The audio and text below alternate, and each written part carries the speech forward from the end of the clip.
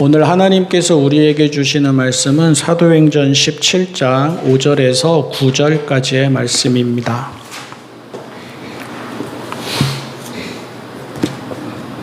새번역 성경 신약 230쪽 사도행전 17장 5절에서 9절까지입니다. 그러나 유대 사람들은 시기하여 거리의 불량배들을 끌어모아다가 패거리를 지어서 시내에 소요를 일으키고 야손의 집을 습격하였다. 그리고 바울 일행을 끌어다가 군중 앞에 세우려고 찾았다. 그러나 그들을 찾지 못하고 야손과 신도 몇 사람을 시청 관원들에게 끌고 가서 큰 소리로 외쳤다. 세상을 소란하게 한 그 사람들이 여기에도 나타났습니다. 그런데 야손이 그들을 영접하였습니다. 그 사람들은 모두 예수라는 또 다른 왕이 있다고 말하면서 황제의 명령을 거슬러 행동을 합니다. 군중과 시청 관원들이 이 말을 듣고 소동하였다. 그러나 시청 관원들은 야손과 그 밖의 사람들에게서 보석금을 받고 놓아 주었다. 아멘. 바울이 이제 데살로니가에 가서 선교 여행을 하는 가운데 복음을 전하는 가운데 일어난 말씀입니다.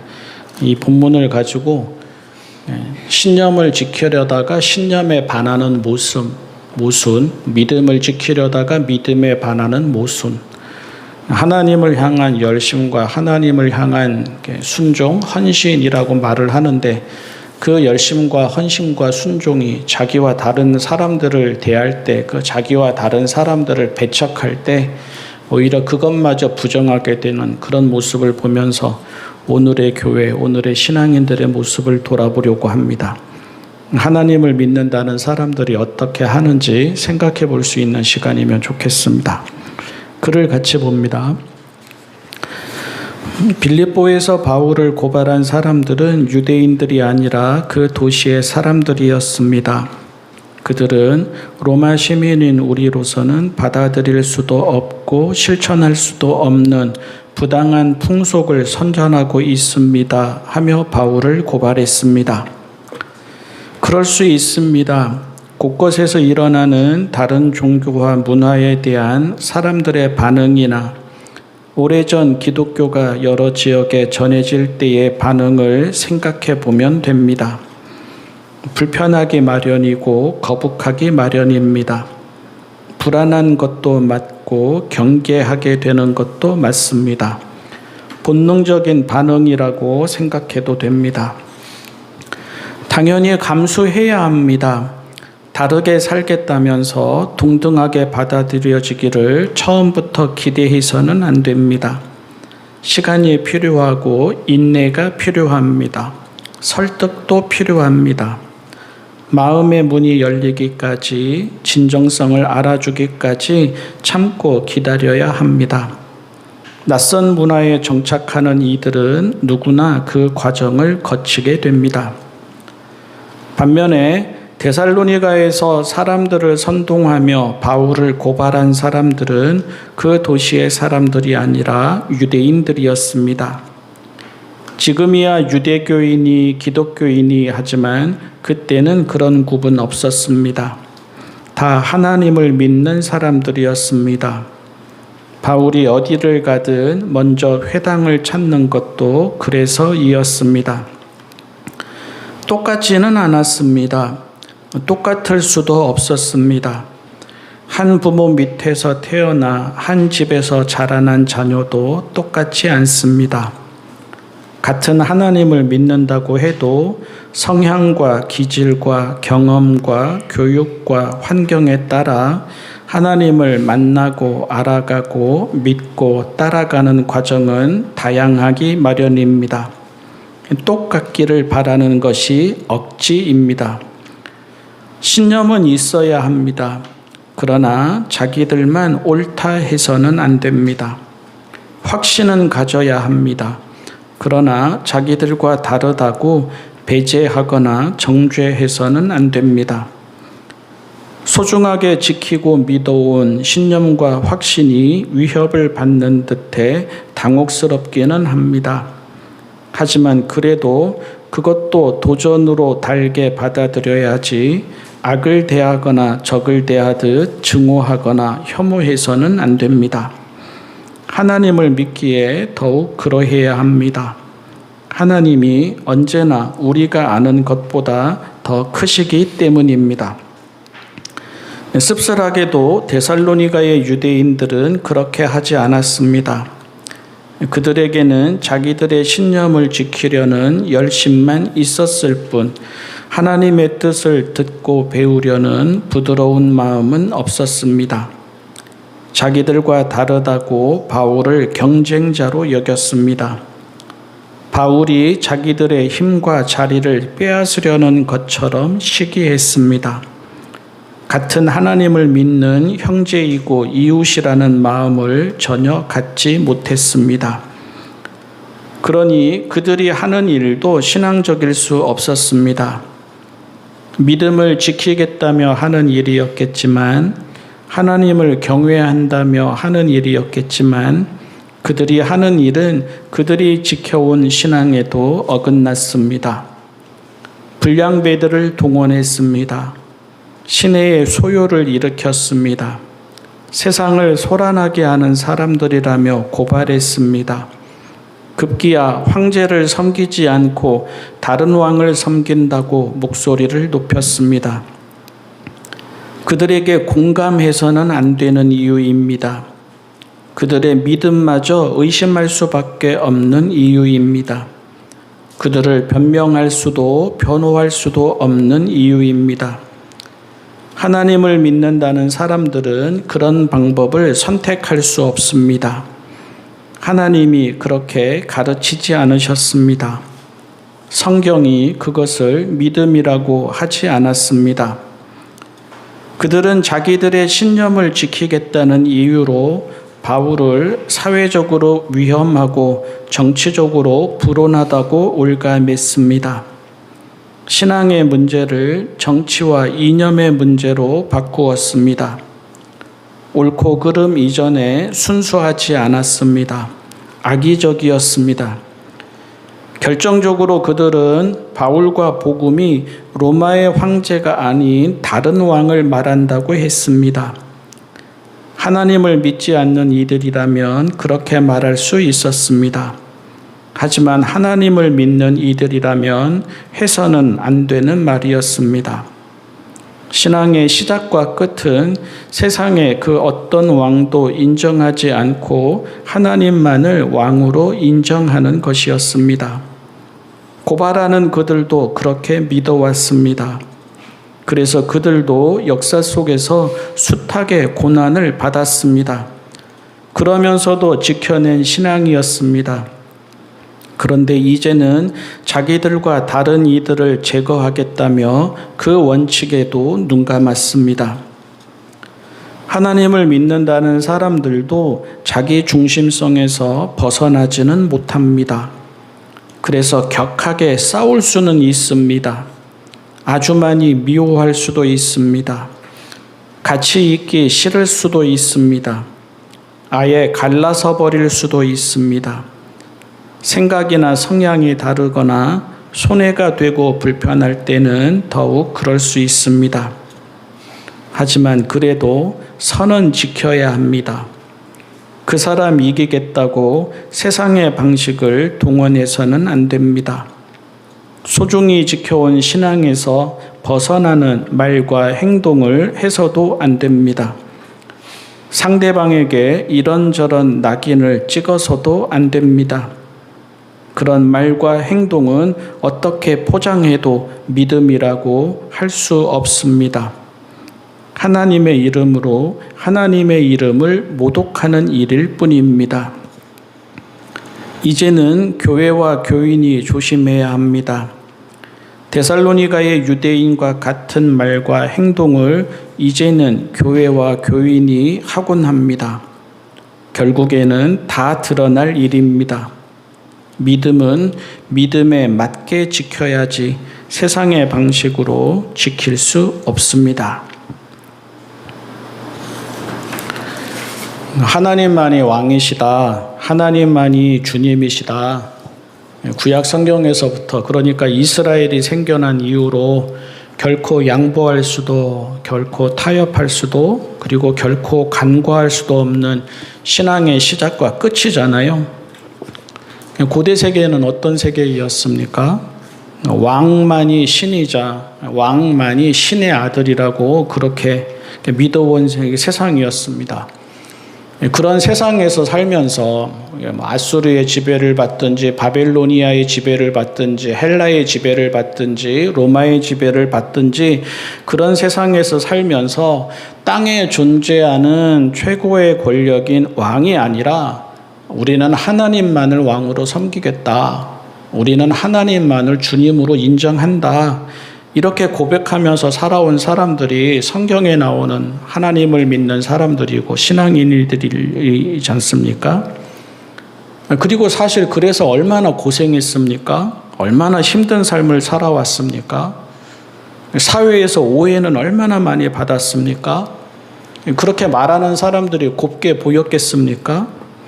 불온하게 보이고 삐딱하게 보이고 질서와 안정을 깨트리는 사람들로 보이고 같이 살아가지 못할 사람들로 보이고 반역을 꾀하는 사람들로 보이고 그런 사람들로 보이지 않았겠습니까? 그래서 실제로 많은 핍박을 받았습니다. 국가 권력에 반대하는 사람들이다. 국가 정책에 반대하는 사람들이다. 나라가 하려는 일을 회방하는 사람들이다. 고개 한번 숙이면 되는 것을 왕에게 가서 왕이 주라고 이 땅에서는 왕이 신을 대리한다고 인정하면 되는 것을 그것을 거부하고 순교하고 죽어가는 사람들이다. 그런 소리를 많이 들었고 또 실제로 일어났지 않습니까? 그러니까 그러면서 지켜낸 신앙입니다. 우리의 신앙이라는 것이 우리가 물려받은 신앙이라는 것이 하나님만이 왕이시다. 하나님만이 주님이시다라는 신앙은 그렇게 해서 지켜낸 신앙이고 그렇게 해서 전해준 신앙입니다. 그런데 그런 사람들이 다른 사람들도 아닌 그런 사람들이 바울이 보기 싫다고 바울과는 같이 하기 어렵다고 바울이 자신들의 기득권을 위협하는 것과 같다고 고발을 할 때 똑같은 죄목으로 고발하는 것입니다. 신학적으로 다르다 이렇게 하지 않았지 않습니까? 우리와는 좀 결이 다른 신앙이다. 우리하고는 하나님을 믿는 방법이 달라도 너무 다르다. 그렇게 하지 않고 사회적으로 정치적으로 불안하다, 반역을 조장한다, 세상을 뒤집으려고 한다, 전염병과 같은 사람들이다 이런 식으로 고발하지 않습니까? 요즘식으로 말하면 어떤 겁니까? 그런 거겠죠. 빨갱이다, 친북 좌파다, 아니면 공산주의자다, 아니면 극우다, 정치적이다 이런 식으로 고발을 한 겁니다. 그러니까 세상 사람들은 그렇게 몰아붙일 수 있습니다. 하지만 하나님을 믿는 사람들은 그래서는 안 되는 것 아닙니까? 적어도 교회라면, 적어도 신앙인이라면 누군가의 신앙에 대해서 말할 때 또는 누군가가 하나님의 뜻이라면서 걸어가는 그 삶에 대해서 말할 때 그런 식으로 말하면 안 되는 것이지 않습니까? 자기들의 신념과 확신을 지키겠다고 자기들의 신념과 확신에 반하는 말을 해서는 안 되는 것 아니겠습니까? 자기와는 다르다면서 같이 있는 게 너무 불편하다고, 같이 있는 게 거북하다고, 함께하지 못하겠다면서 그들과 거리를 두는 것은 같은 사람으로서 충분히 이해할 수도 있고, 심정적으로 그럴 수도 있을 것 같은데, 그렇다고 그것을 정치의 힘을 빌거나 권력의 힘을 빌어서 몰아붙여서는 안 되는 것 아니겠습니까? 누군가를 혐오할 수도 있고 누군가를 증오할 수도 있는데 신앙적으로는 하나님 앞에서는 그게 아닌 것을 알면서 또 자기들이 지켜온 믿음의 원칙에서 어긋나는 것을 알면서 뻔히 알면서도 그렇게 말하고 그렇게 공격해서는 안 되는 것 아니겠습니까? 저 사람 입 다물게 해라. 저 사람 잡아가라. 저 사람 체포해라. 저 사람 법으로 정죄해라. 이런 식으로 해서는 안 되는 것이지 않습니까? 똑같은 화살이 자기한테도 돌아올 수 있는데 똑같은 공격을 받으면서 그 서러움과 그 억울함을 이겨내면서 하나님만을 바라보고 지켜온 믿음인데 그래서는 안 되는 것 아니겠습니까? 우리가 살아가다가 보면 선이라는 게 있습니다. 부모와 자식 간에도 부부 사이에도 또 친구와의 관계에서도 직장에서 상급자와 하급자의 관계에서도 지켜야 할 선이라는 게 있습니다. 그리고 하나님의 사람으로서도 우리가 지켜야 할 선이 있습니다. 교회도 교회로서 지켜야 할 선이 있습니다. 성도도 성도로서 지켜야 할 선이 있습니다. 예를 들어서 신학은 신학의 테두리 안에서 다루어야 합니다. 신학을 정치와 경제의 테두리에서 다루면 안 됩니다. 신앙은 신앙의 테두리 안에서 다루어야 합니다. 그것을 감정의 문제로 다루거나 그런 식으로 다루어서는 안 됩니다. 얼굴 벌개지도록 토론할 수 있습니다. 다시는 안 볼 사람처럼 논쟁할 수 있습니다. 그러다가 어느 정도 부분 합의할 수도 있고 그러다가 안 되겠다 싶어서 갈라서서 각자의 길을 가자 할 수도 있습니다.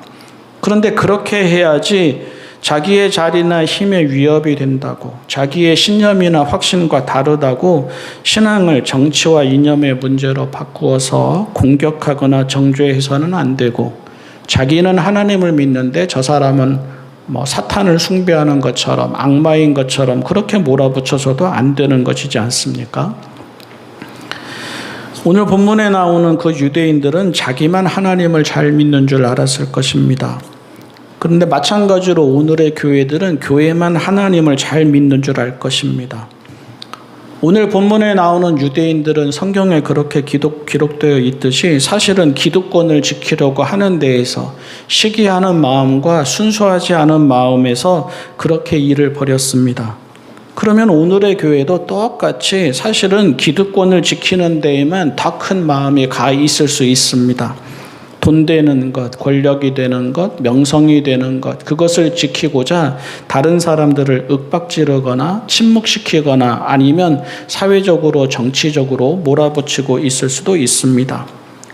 결국 자기 자리 지키겠다고 해서는 안 되는 말과 행동을 했는데 그 해서는 안 되는 말과 행동이라는 것이 그들이 지켜온 신앙 원칙에도 어긋나는 것이었지 않습니까? 결국 그러다가 그 말에 자기가 걸려서 넘어질 겁니다. 그 행동에 자기가 걸려서 넘어질 겁니다. 다른 정치가 들어서거나 다른 권력이 들어서면 남을 향해서 하던 말이 그대로 와서 나를 공격하는 말이 될 것입니다. 그러니 신앙인들은 겸손해야 합니다. 온유해야 합니다.